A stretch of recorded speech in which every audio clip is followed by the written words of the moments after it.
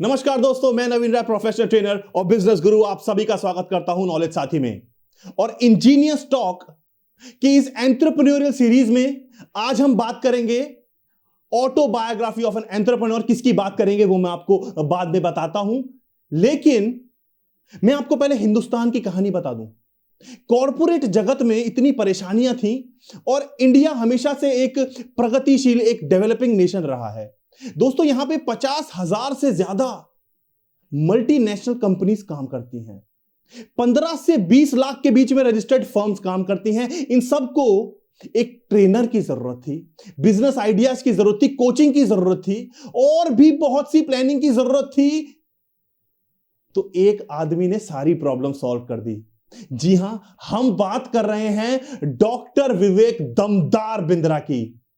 तो क्या किया इन्होंने मार्केट में आकर, कॉर्पोरेट जगत को हिला के रख दिया। आज हम इनकी बायोग्राफी आपके सामने रखेंगे। वीडियो थोड़ा लंबा होने वाला है, एंड तक बने रहिएगा, लाइफ चेंज कर देगा। इतनी उपलब्धियां, इतना बड़ा आदमी, क्या क्या काम किए इन्होंने। बचपन में 28 साल की उम्र से इन्होंने चैलेंजेस ही देखे हैं और भगवान चैलेंजेस उनको देता है जिनकी कुव्वत होती है, जिनकी हिम्मत होती है, उन्हीं की झोली में भगवान चैलेंजेस डालता है। तो मात्र 2.5 साल की उम्र में इन्होंने अपने पिताजी को खो दिया और फैमिली सर्कमस्टांसेस की वजह से अपनी माताजी के साथ भी नहीं रह पाए, अपने चाचा जी के साथ रहते थे। तो उनका भी एक बहुत बड़ा इनकी जिंदगी में योगदान रहा। विवेक बिंद्रा जी ने, आप विश्वास नहीं मानेंगे, सड़कों पर, रेड लाइट पर गाड़ियां रोक रोक के बेचारे डिक्शनरी बेचा करते थे। और जब जीवन में इन्हें लगा ना कि अब कुछ बचा ही नहीं है, कुछ है ही नहीं, तो साधु बन गए, मंक बन गए। 4 साल तक इन्होंने एक साधु की जिंदगी जी है। यह कहानी बहुत इंपॉर्टेंट है दोस्तों, ध्यान से सुनिएगा, एंड तक बने रहिए। इन्होंने एक साधु का जीवन जिया। अपनी जिंदगी के 4 साल सुबह 4 बजे उठकर तप किया, श्रीमद् भगवत गीता पढ़ी। इन्होंने अपनी जिंदगी को भगवत गीता के अनुसार आज भी चलाते हैं। आज भी इनके गुरुदेव से ये टच में है, बात करते हैं। 4 साल साधु बनने के बाद इनके गुरुदेव ने, जानते हैं इनसे क्या कहा? बेटा, तुम बाहरी जगत के लिए बहुत बड़े एक इंसान, एक अवतार बन के आए हो। इस जगत को तुम्हारी जरूरत है, तुम यहां से जाओ और बाहरी जगत में वाहवाही करो, क्योंकि तुम्हारे अंदर एक कैलिबर, एक पोटेंशियल मेरे को दिखाई देता है। तुम अब यहां से जाओ, बाहर निकलो। तब ये वहां से बाहर निकले और तब इन्होंने सोचा एक छोटी सी कंपनी बनाते हैं।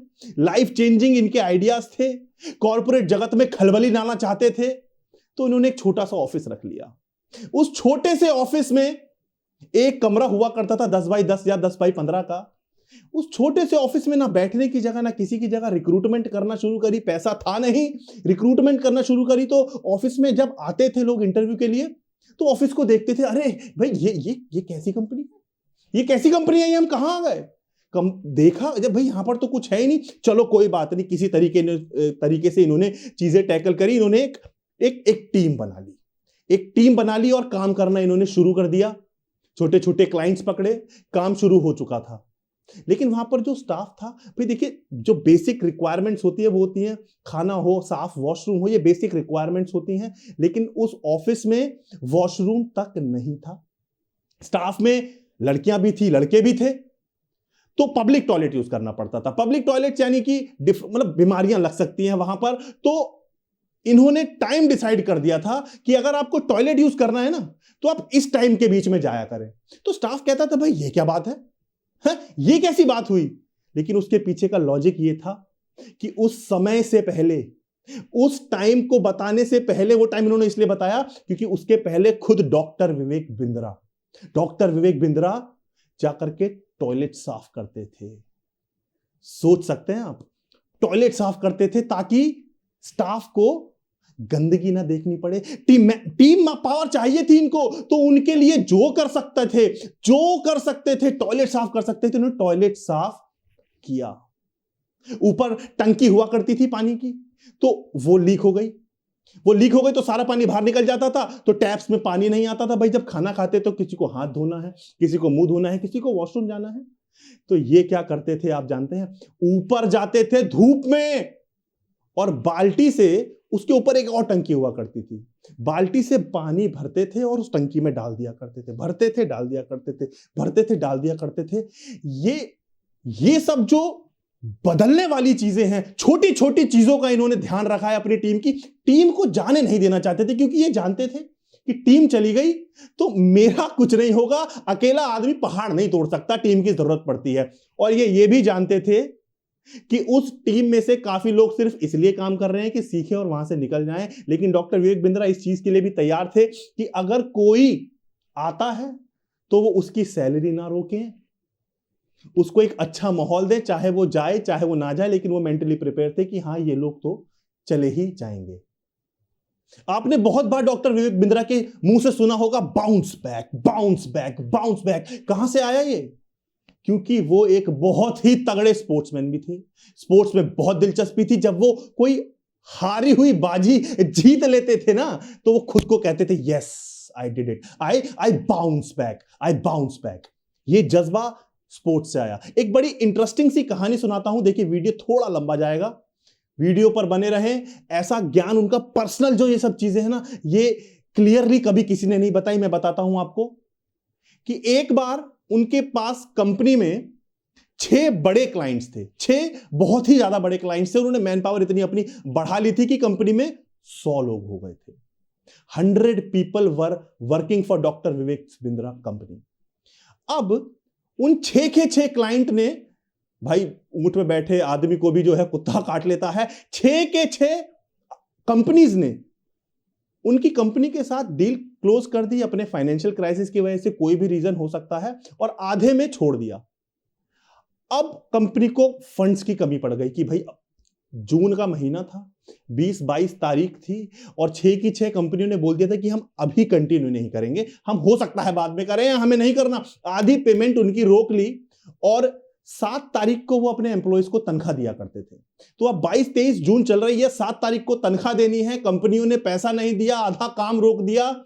लेकिन उन्होंने खुद से एक वादा किया था कि कभी भी किसी एम्प्लॉय को फाइनेंशियल क्राइसिस अपनी वजह से नहीं आने दूंगा, तनख्वाह उनकी टाइम पे दूंगा, तनख्वाह उनकी टाइम पे दूंगा। तो 7 जुलाई से पहले उन्होंने एक बलिदान दिया।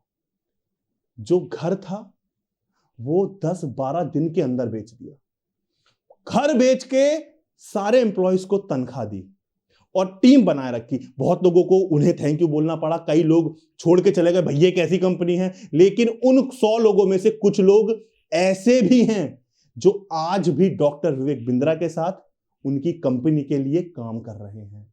तो ये जो बलिदान था, ये हर कोई नहीं देता जी, हर कोई नहीं दे पाता। किस्से बहुत सारे हैं, मन में बन करता है बोलता जाऊं। एक छोटा सा किस्सा सुनाता हूं। जब शुरू में उन्होंने अपनी कंपनी बनाई तो वो अकेले थे, वन मैन आर्मी थे। तो उनके कुछ क्लाइंट्स बने छोटे छोटे। तो जब वो उनके साथ काम करते थे ना, तो जब वो कोई क्वेरी डालते थे तो बोलते थे सर ये क्वेरी आप इस आदमी को डाल दीजिएगा, इस मेल आईडी पे। तो 7-8 मेल आईडी उन्होंने बना ली थी और अलग अलग मेल आईडी से कंपनी को वो रिवर्ट किया करते थे और बाकी सबको सीसी बीसीसी कर दिया करते थे। तो कंपनी को लगता था अरे वाह, इनके पास तो बहुत बड़ा डिपार्टमेंट है। तो ये दिमाग था उनके अंदर, एक बार उनसे किसी ने पूछा कि देखिए आप अपनी टीम में लोगों को मोटिवेटेड रखने के लिए क्या करते हैं? आप मोटिवेशन इतना कैसे भर देते हैं कि रात को 12 बजे भी आपके ऑफिस में आओ तो लोग काम करते मिलते हैं? ऐसा कैसे कर लेते हैं आप? तो उन्होंने बोला कि मैं इसे अपना परिवार मानता हूं और बहुत से लोगों को मैंने कंपनी में स्टेक्स दे दिए, 20 लाख के, 50 लाख के, 80 लाख के, 1 करोड़ के। अब जब कंपनी ग्रो करेगी तो इनकी ग्रोथ अपने आप हो जाएगी। और इनमें से बहुत से लोग ऐसे भी हैं तो जब कंपनी बंद हो गई थी ना, तब से इनके साथ जुड़े हुए हैं, उन लोगों को इन्होंने स्टेक होल्डिंग दी। तो इस तरीके से माहौल बना रहा, इस तरीके से एक ऊर्जा बनी रही। जब डॉक्टर विवेक बिंद्रा की कंपनी बैंकरप्ट हो गई थी, कंपनी बंद होने की कगार पे आ गई थी, तो एक कॉर्पोरेट कंपनी ने डॉक्टर विवेक बिंद्रा को 2 करोड़ एनुअल इनकम का ऑफर दे दिया था। 15-20 लाख रुपए महीने की तनख्वाह, एक मर्सिडीज बेंज, एक बड़ा घर, चाहते तो सैटरडे संडे का होना प्यारा देखते फैमिली के साथ, मर्सिडीज में घूमते और 2 करोड़ की तनख्वाह पाते। लेकिन इन्होंने वो सब नहीं किया। इन्हें पता था कि ये जो इनकम है ना, इनके सपनों को दबाने की इनकम है और 2 करोड़ इनकम बहुत छोटी है इनके लिए।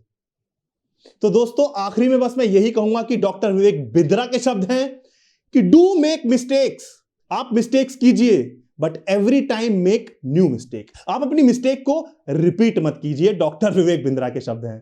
देखिए कहानी बहुत सारी है इनके बारे में, मन नहीं भरता।